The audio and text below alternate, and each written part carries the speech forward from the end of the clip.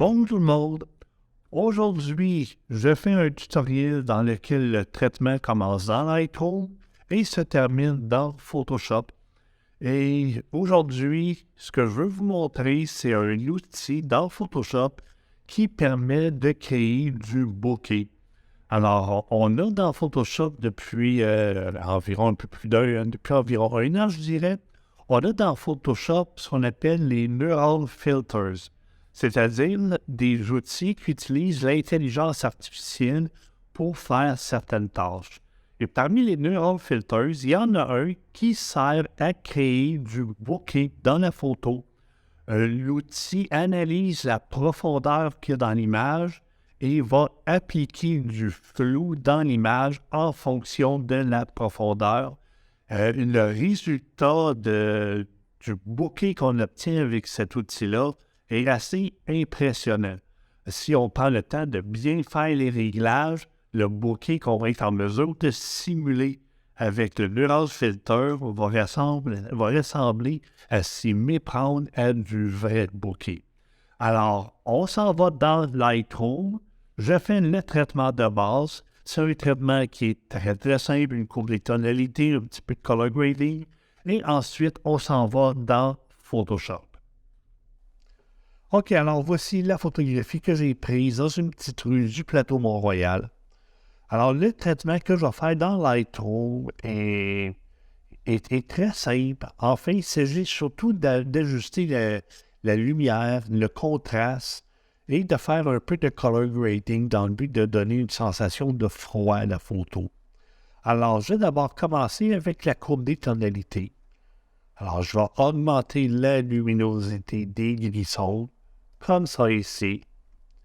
Et je vais également légèrement augmenter la luminosité des gris très clairs, comme vous pouvez voir ici. Alors, vous voyez la courbe de tonalité que j'ai appliquée à la photo. Et avec cette courbe-là, je retrouve la luminosité et le contraste qu'on a lorsqu'on est l'hiver, une journée où le ciel est couvert et qu'il tombe une légère neige. Ensuite, la prochaine étape, eh bien, les réglages de tonalité. Je vais éclaircir les ombres un peu, diminuer la luminosité des hautes lumières, comme ça ici. Voilà. Je vais légèrement éclaircir les blancs, comme ça ici. Je vais augmenter un petit peu l'exposition et diminuer un peu le contraste. Et je vais diminuer la luminosité des blancs encore un petit peu. Diminuer les blancs. Voilà, comme ça ici. Et légèrement, très légèrement, diminuer l'exposition. Alors, vous pouvez voir les réglages de tonalité que j'ai appliqués à ma photo. Ce qui est important lorsqu'on a de la neige dans notre paysage, c'est de s'assurer d'avoir une neige qui est blanche, sans toutefois avoir une neige qui est complètement brûlée au point d'en perdre les détails. Alors ici, vous voyez, ma neige est blanche, elle n'est pas grise, et on est capable de voir la texture de la neige dans la photographie. OK, ensuite, eh bien, je m'en vais légèrement, très légèrement augmenter la clarté de la photo. Voilà. Et je vais m'en aller dans le color grading. Je vais ajouter dans les ombres un peu de bleu, comme ça ici, voilà. Et je diminue un petit peu la luminosité du bleu que j'ajoute dans les ombres. Dans les tons moyens, je vais ajouter une teinte jaune verdâtre, mais plus vert que jaune, très peu saturé. Je vais en diminuer un petit peu la luminance. Et dans les hautes lumières, je vais ajouter une teinte cyan, comme ça ici. Voilà. Comme ça. Et maintenant, je vais jouer avec la balance. Voilà, comme ça ici. Voilà. Alors, la photographie sans le color grading et avec le color grading. Alors, le color grading ici est vraiment subtil. Si on voyait la photo, si on n'était pas en mesure de comparaître avant et après, et qu'on voyait uniquement la photo avec le color grading, probablement qu'on ne serait pas en mesure de réaliser qu'il y a des teintes de couleurs d'appliquer à la photo.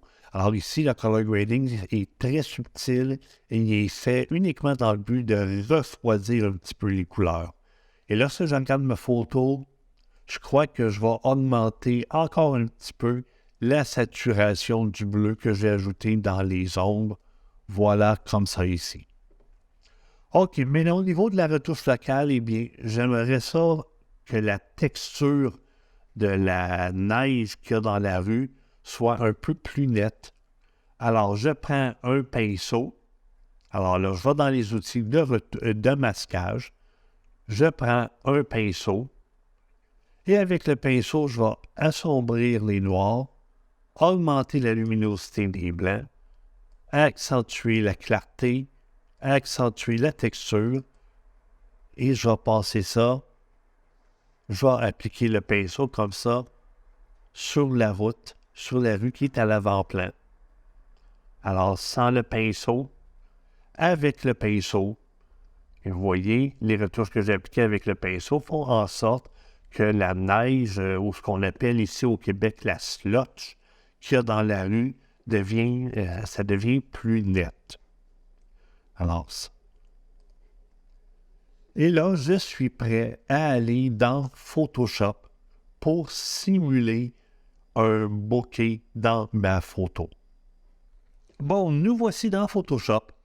Alors, la première chose que je vais faire, je vais d'abord commencer par dupliquer le calque arrière-plan. Alors, pour faire ça, on fait CTRL-J. Voilà, comme ça. Et je vais nommer le calque bokeh. Alors, c'est le calque que je vais utiliser pour créer du bokeh dans ma photo.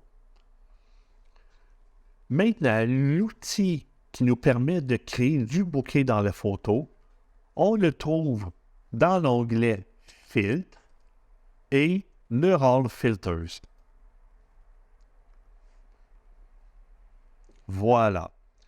Et l'outil qui nous intéresse, c'est l'outil Depth Blur. Si vous n'avez jamais utilisé cet outil-là, à droite, ici, vous allez avoir un petit nuage, comme vous pouvez voir ici, avec l'outil Super Zoom ou avec l'outil colorisé. Alors, si vous avez un petit nuage, ça veut dire que l'outil de Depth Blur n'a pas été téléchargé dans votre ordinateur. Alors, vous devez cliquer sur le petit nuage. Ça va prendre quelques secondes et l'outil Depth Blur va être téléchargé dans votre Photoshop. Une fois que vous avez téléchargé l'outil Depth Blur dans Photoshop, vous cliquez sur le petit bouton ici, voilà, et vous activez l'outil Depth Blur. Alors au début, on laisse Photoshop travailler. Photoshop va analyser notre image. Et là, par défaut, Photoshop a créé, vous voyez, du bokeh dans notre photo. Et Photoshop a déterminé que le point de focus de la photo, c'est l'auto à l'avant-plan ici. Alors là, on va devoir corriger Photoshop parce que le point de focus de notre photo, ce n'est pas l'auto à l'avant-plan, c'est la personne qui traverse la rue ici. Alors, pour appliquer les réglages de l'outil Depth Blur, on va dans la colonne de droite. Et là, si on défile, vous voyez, on a tous les réglages de l'outil Depth Blur. Alors, la première chose qu'on va faire, avec notre souris, on va tout simplement cliquer dans la photo sur l'endroit qu'on veut déterminer comme étant le point de focus. Alors, dans ma photo, je veux que le point de focus soit la personne qui traverse la rue ici. Alors, il y a deux personnes qui traversent la rue.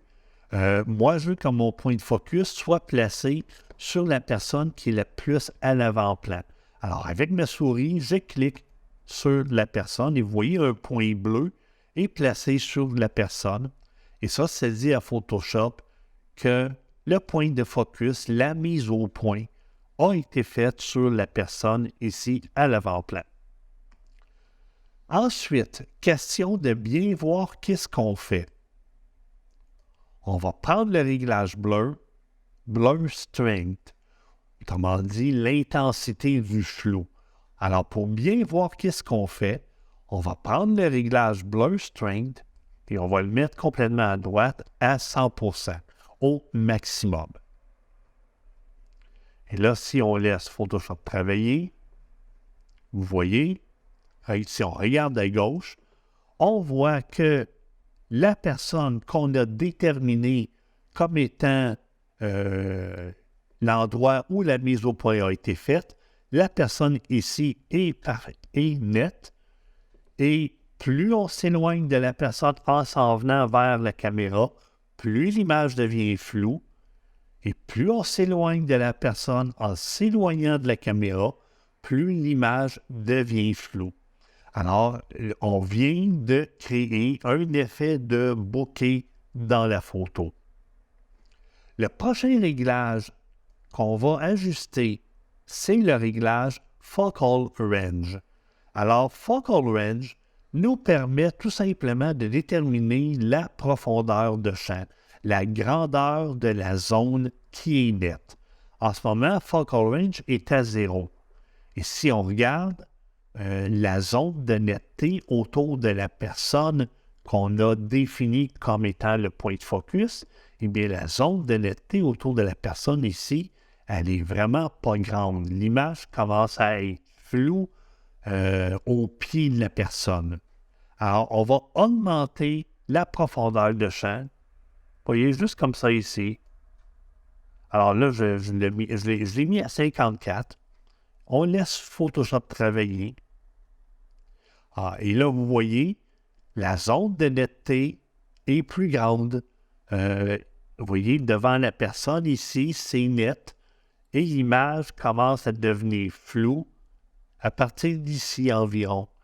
Et derrière la personne, la zone de netteté est aussi beaucoup plus grande.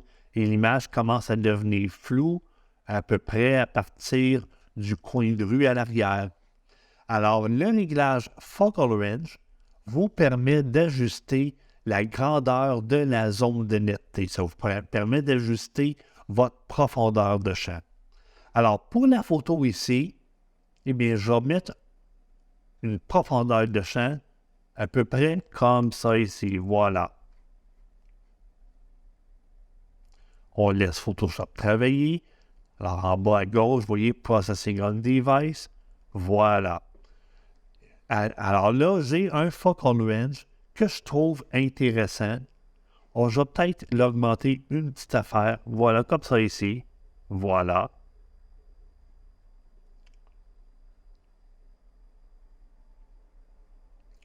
Et ensuite, une fois qu'on a ajusté notre profondeur de champ, eh bien là, on va diminuer l'intensité du flou et on va donner un flou qui est beaucoup plus réaliste. Alors ici, je vais donner un flou qui est à peu près comme ça ici. Voilà. Et là, dans ma photo, si on regarde, l'auto à l'avant-plan, la route à l'avant-plan est floue. Et plus je m'en vais vers mon personnage ici, plus l'image devient nette. Et ensuite, plus je m'éloigne de mon personnage, plus ça devient flou. Alors, si on compare avant le réglage Dead Blur, vous voyez, l'auto est nette, l'arrière-plan est net. Avec le réglage Dead Blur, vous voyez, j'ai un flou comme si j'avais du bokeh. Et je vais même augmenter un peu l'intensité du flou et je vais diminuer la profondeur de champ. Question d'avoir un résultat un peu plus accentué. Alors voilà, comme ça ici. Voilà. Alors, sans le réglage de Depth Blur, avec le réglage Depth Blur. Ensuite, on a d'autres curseur dans la fonction Depth Blur. Alors, Haze, c'est du brouillard. On peut utiliser l'outil Depth Blur pour simuler du brouillard. Et le brouillard va être appliqué en tenant compte de la profondeur qu'il y a dans la photo. Alors, vous voyez, si je mets l'outil Haze complètement à droite, on laisse Photoshop travailler. Alors là, vous voyez, Photoshop a créé du brouillard dans la photo en tenant compte de la profondeur qu'il y a dans l'image. Alors, c'est quelque chose qui pourrait être intéressant si vous voulez créer du brouillard dans votre photo. Alors ici, vous voyez, j'ai diminué l'intensité du brouillard, je l'ai mis à 24. Là, j'ai quelque chose de beaucoup plus réaliste, mais je ne mettrai pas de brouillard. Je voulais juste vous montrer à quoi sert la fonction Haze. Alors, la fonction Haze va vous permettre d'ajouter du brouillard dans votre image en tenant compte de la profondeur de la photo. Ensuite, vous avez les réglages de température, de teinte et de saturation, ainsi que de luminosité, qui vous permettent d'ajuster la température, la teinte et la saturation dans les régions de la photo qui ont été affectées par l'outil Depth Blur. Et vous avez également le grain qui vous permet d'ajouter du grain dans les parties de l'image qui ont été rendues floues par l'outil Depth Blur. Alors, une fois que tout ça est ajusté, une fois qu'on a bien créé le flou de profondeur de champ qu'on voulait avoir dans notre photo, eh bien, ici en bas, on dit à Photoshop comment qu'on veut qu'il exporte l'image qu'on vient de créer. Alors, on a différentes options, vous voyez. Moi, je dis toujours à Photoshop, exporte l'image qu'on vient de créer sous forme de filtre dynamique. Voilà. Et là, vous voyez, mon calque bokeh est maintenant un objet dynamique et le fil neural Depth Blur est ici à l'intérieur de l'objet dynamique.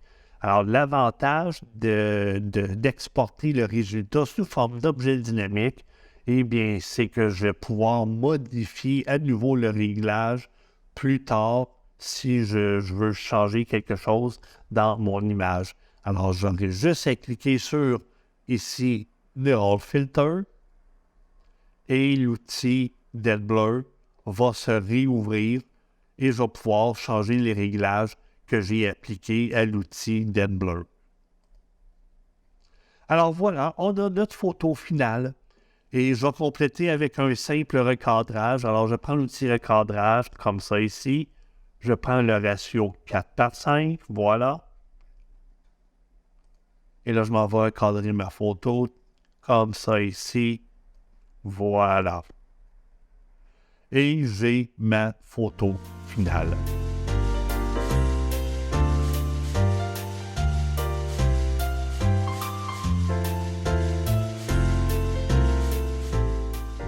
Alors voilà, comme vous voyez, le Neural Filter permettant de créer du bokeh est un outil très simple à utiliser.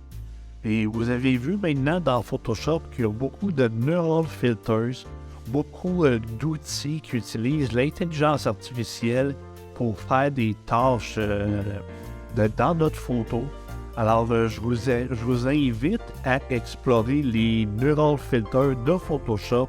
Vous allez voir, il y a des trucs absolument géniaux là-dedans.